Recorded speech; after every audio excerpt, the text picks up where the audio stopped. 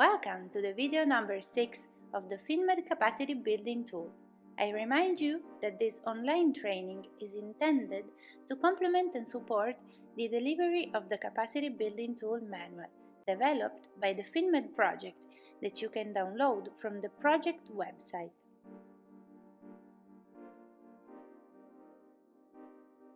During the previous video, we started to analyze the setup phase, explaining in details the financial products that can be considered in the implementation of financial instruments, loans, guarantees, equity, and quasi-equity. For each one, we also saw the main advantages and disadvantages.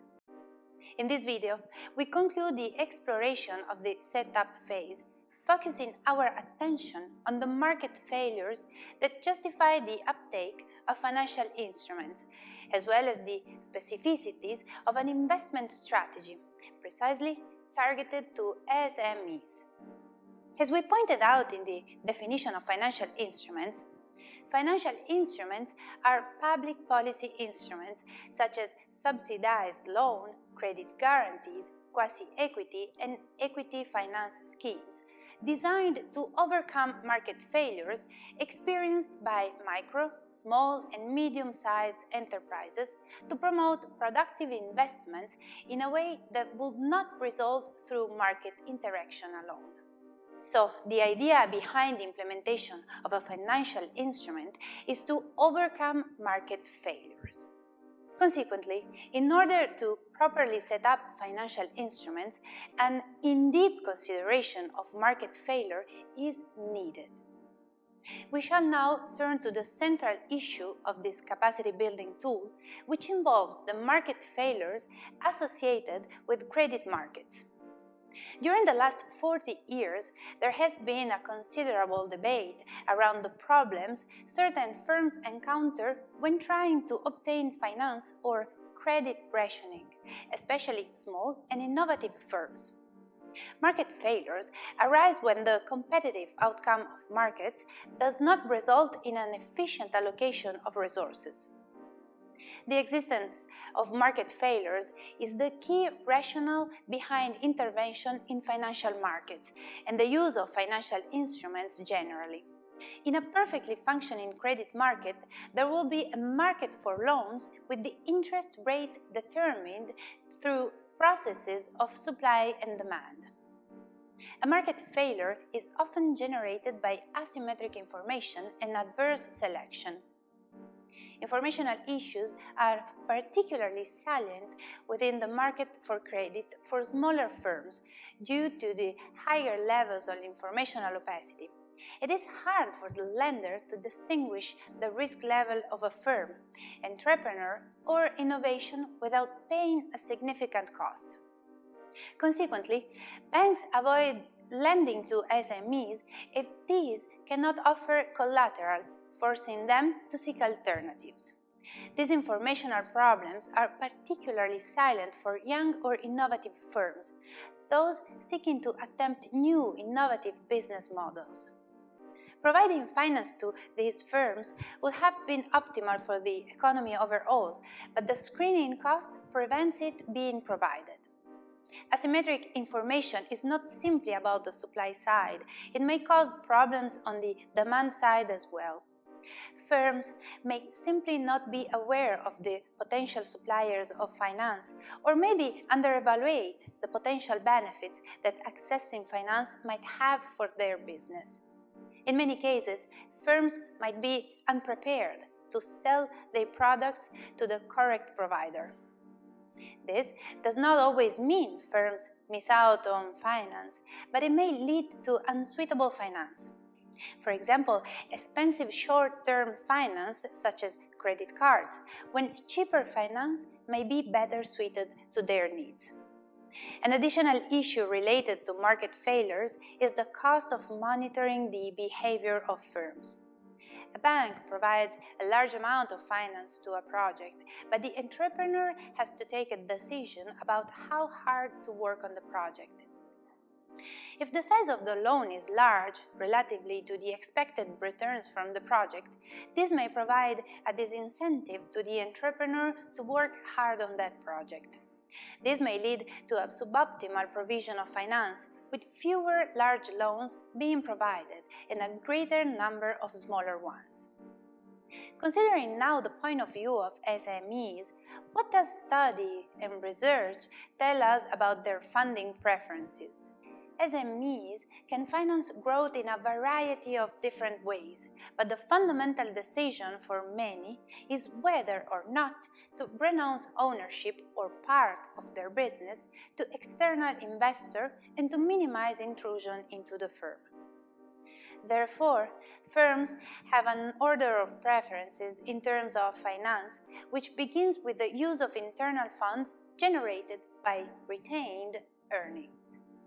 Then recourse to debt finance from banks, and then, as the least preferable option, equity finance, which dilutes the ownership of a business.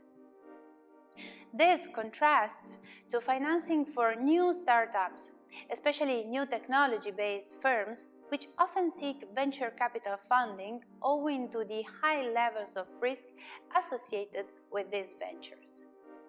Many entrepreneurs, however, may not have sufficient levels of finance knowledge to help launch and grow their business. A key aspect affecting the ability to obtain finance is the level of innovativeness within small firms. Analysis of small firms regularly shows that innovative SMEs encounter the greatest difficulties to obtain finance, especially since the financial crisis, when credit rationing has been tightened.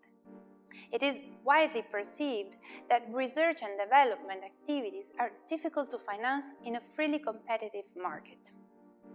There are various reasons for this. Knowledge cannot be kept secret and is therefore hard to appropriate. Research and development costs are salary-based costs, which effectively are non-recoverable costs. It concerns the lack of certainty associated with the output from the R&D. Innovation is essentially a speculative process which involves a bet on the future, and most attempts fail. At the end, investors have difficulty identifying good projects from bad ones. Going back to the roadmap for financial instruments, we have to conclude the exploration of the setup phase, focusing our attention on the specificities of an investment strategy, precisely targeted to the SMEs. The investment strategy should incorporate the policy framework informed by the consideration on market failures and SMEs' need, as well as the ex-ante assessment carried out in the design phase, and includes the financial products offered and widely explained in the previous video. In order to set up the investment strategy that targets SMEs and market failures that prevent green SMEs accessing finance, it is also very important to consider which role can be played by SMEs in the green growth transition, so to better adjust financial instruments to policy targets. The essential point for the investment strategy is to meet the needs of the SMEs.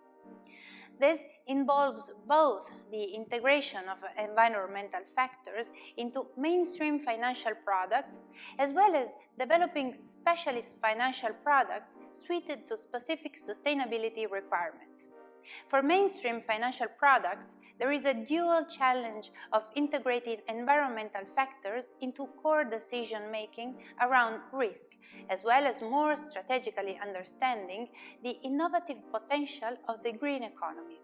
Equally, specialist financial products will be needed to respond to the requirements of dedicated green innovators, as well as the requirements of conventional SMEs seeking solutions for their sustainability challenges.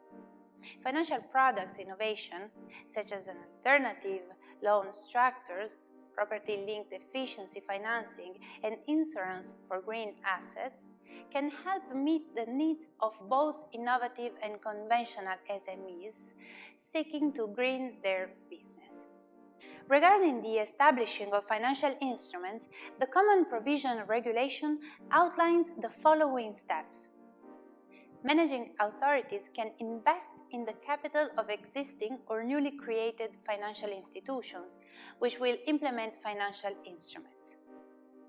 Managing authorities can entrust implementation tasks to the European Investment Bank Group, national or international public financial institution where member states are shareholders, any other public or private body following a tender process. Managing authorities can undertake implementation tasks directly where financial instruments consist solely of loans and guarantees. Last but not least, the investment strategy needs to draw a governance structure. The role of governance is a key factor in the structure and ongoing management of the financial instrument, and before the funding agreement is finalized, the governance rules and processes need to be clear. In fact, they set the parameters for the financial instrument's operation, provide clarity around the decision-making process, investment decisions, establish governance principles, investment policies, and any approvals processes, outline any additional management and control procedures, management of risk strategies, and the process for escalating issues that arise in the delivery of financial instruments operation by the fund manager to the managing authority and fund of funds manager. Identify clear roles and responsibilities on approval of investments, supervision and performance review, and decision-making with the appropriate checks and balances in place. At the end, as soon as these parameters of the investment strategy have been defined, it is advisable for the managing authority to start a marketing campaign to publicize the forthcoming financial instruments to help identifying suitable projects for investments. This will assist fund managers in identifying indicative pipelines of projects. And this is all for this 6th video of the finMED capacity building tool. I invite you to continue the training with the video number 7. For more information about finMED project and its capacity building tool, please visit the project website, in which you can find much more information, documents, news, and also links to the Interreg Med program.